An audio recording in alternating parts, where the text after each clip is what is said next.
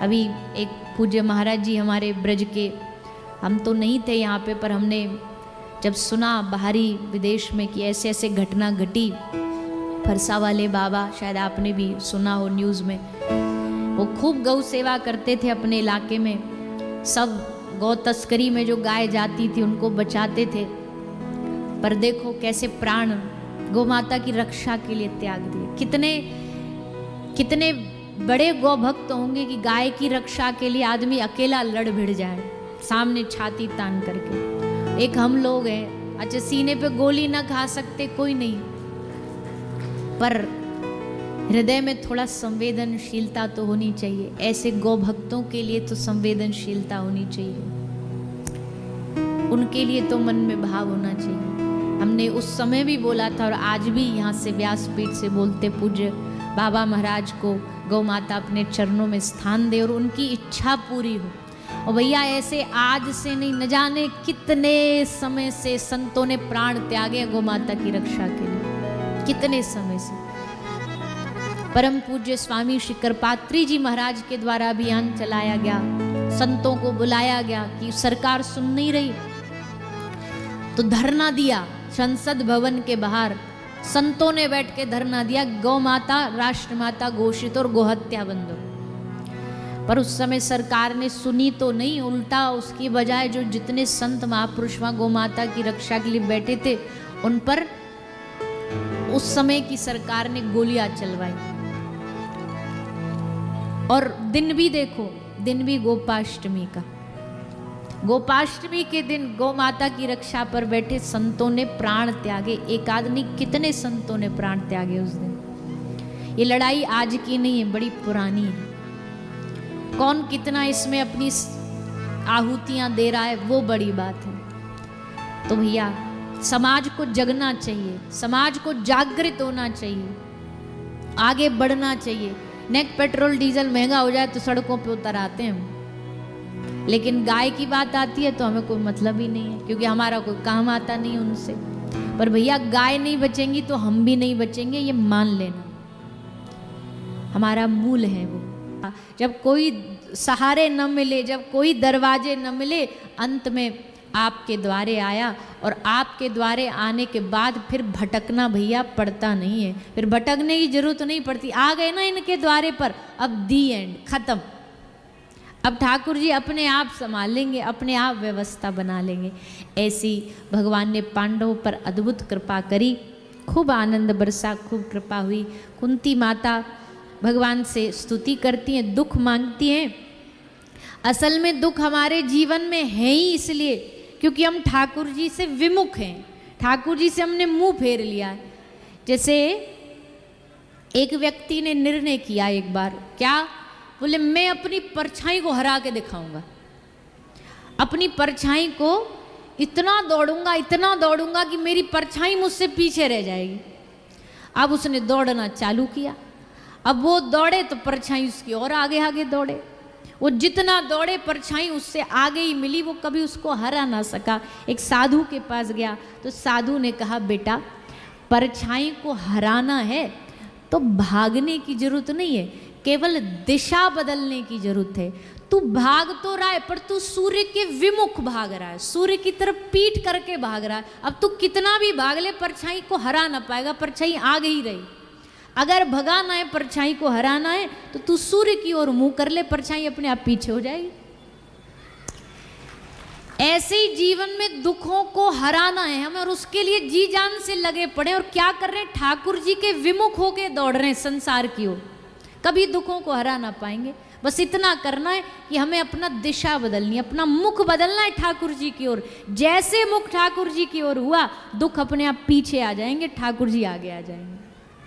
अभी दुख आगे है, भगवान पीछे है, पर इसको रिवर्स करना है तो भगवान के सन्मुख हो जाइए। सन्मुख हो ये जीव मोहि जब ही जन्म कोटि अगनाश हो तभी। ठाकुर जी खुद वादा करते हैं कि जब मेरे सन्मुख हो जाएगा, मैं तेरे सारे पाप ताप संताप दुख दारिद्र सब दूर कर दूंगा। तो इसलिए भगवान ने आज ये करके भी दिखाया है, केवल नाम के नहीं है, भगवान ये केवल कहते ही नहीं करके भी दिखाते हैं। पांडवों को विजय दिलाई। जब विजय हो गई, बोले अब हमारा काम हो गया, अब हम घर चलते हैं। राम राम करके अपने घर जाने को तैयार हो गए। बीच में एक प्रसंग आया, पितामह भीष्म की स्मृति आई भगवान को, तो भगवान पितामह के दर्शन करने आ गए। पितामह भीष्म ने भी खूब सुंदर भगवान की स्तुति करी, मांगा अंतिम समय में दर्शन आपका मिलन हो, और भगवान ने उस इच्छा को पूरा किया। भैया हम पिछली कथा में भी एक बार बोला था कि हम अपना जन्म तय नहीं कर सकते, हम अपना जन्म निश्चित नहीं कर सकते कहाँ हमें जन्म लेना है, मृत्यु भी निश्चित नहीं कर सकते, पर इच्छा निश्चित जरूर रखना कि हमें कहाँ मरना चाहिए, कहाँ मृत्यु होनी चाहिए। ये मन में इच्छा जरूर रखना, एक भाव जरूर रखना ठाकुर जी से कि प्रभु मरूँ तो इस जगह मरूँ, मृत्यु हो तो इस जगह हो। जैसे हम वैष्णव परंपरा रसिक लोग कहते हैं, मरूँ तो वृंदावन की माटी में मरूँ, मृत्यु हो तो यमुना जी के तट पे हो। भगवान की स्मृति करते हुए, उनकी याद करते हुए प्राण निकले। तो ऐसा मन में भाव रखना चाहिए। होना न होना वो तो उनकी मर्जी है, पर प्रार्थना करने में कौन सा टैक्स लग रहा है। प्रार्थना तो यही करनी चाहिए कि प्रभु मृत्यु हमारी ऐसी हो, मरण हमारा ऐसा हो, क्योंकि सुंदर मरण भी बड़े कृपा से मिलता है। मरण भी सबका अच्छा हो जरूरी नहीं है। कोई देख रहे हैं दुनियादारी में, आसपास देखो, कोई एक्सीडेंट में मर रहा है, कोई जल के मर रहा है, कोई कहीं गिर के मर रहा है, कोई हार्ट अटैक से मर रहा है, कोई तड़प तड़प के मर रहा है, सालों हो गए शरीर काम नहीं कर रहा, कोमा में पड़े, लकवा मार गया है, घर वाले गाली दे रहे हैं, कब जाता नहीं है, भगवान इसे लेके नहीं जाता, उठा ले इसको, हमारा सर से बोझ उठ जाए, गालियां सुन रहे हैं फिर भी पड़े हैं, तो मृत्यु नहीं आ रही। तो मृत्यु भी बड़ी ठोक ठोक के आती है, पर हम ठाकुर जी से प्रार्थना करें कि प्रभु हमारी मृत्यु कैसी भी हो, पर उस समय आपकी याद हो, आपकी याद बनी रहे, आपकी स्मृति बनी रहे। गोविंद नाम लेकर तब प्राण तन से निकले, इतना तो करना स्वामी जब प्राण तन से निकले। तो पितामह ने मांगा तो आ गए, भगवान दर्शन दिया और पितामह ने प्राण त्याग दिए। इस प्रकार भगवान द्वारिका आए, द्वारिका आकर के अपने धाम चले गए। अर्जुन छोड़ने आए थे छोड़ने के लिए, पर महीनों तक जब वापस न लौटे तो धर्मराज युधिष्ठिर को बड़ी चिंता हुई। वैसे भी कुछ कुछ आसपास अशुभ अपशगुन जैसा दिखाई दे रहा था, तो समझ गए कि कलयुग आ गया है। भगवान के धाम जाते कलयुग आरंभ हो गया। राजा परीक्षित का जन्म हुआ।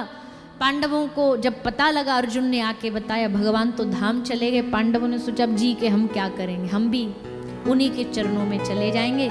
सब पांडव गृह त्याग करके, कुंती माता ने तो वहीं प्राण त्याग दिए, और पांचों पांडव द्रौपदी प्रयाण पर निकल गए, और एक एक करके सब भगवत धाम को चले गए। राजा परीक्षित 14 वर्ष की अवस्था में राजा बना दिए गए, और राजा परीक्षित ने अपना राज्य अपने हाथ में लेकर के कलयुग को चेतावनी दी, कलयुग को चैलेंज दिया, हिम्मत है तो हमारे सामने आ। और एक दिन कलयुग आ गया। एक गाय को मार रहा था।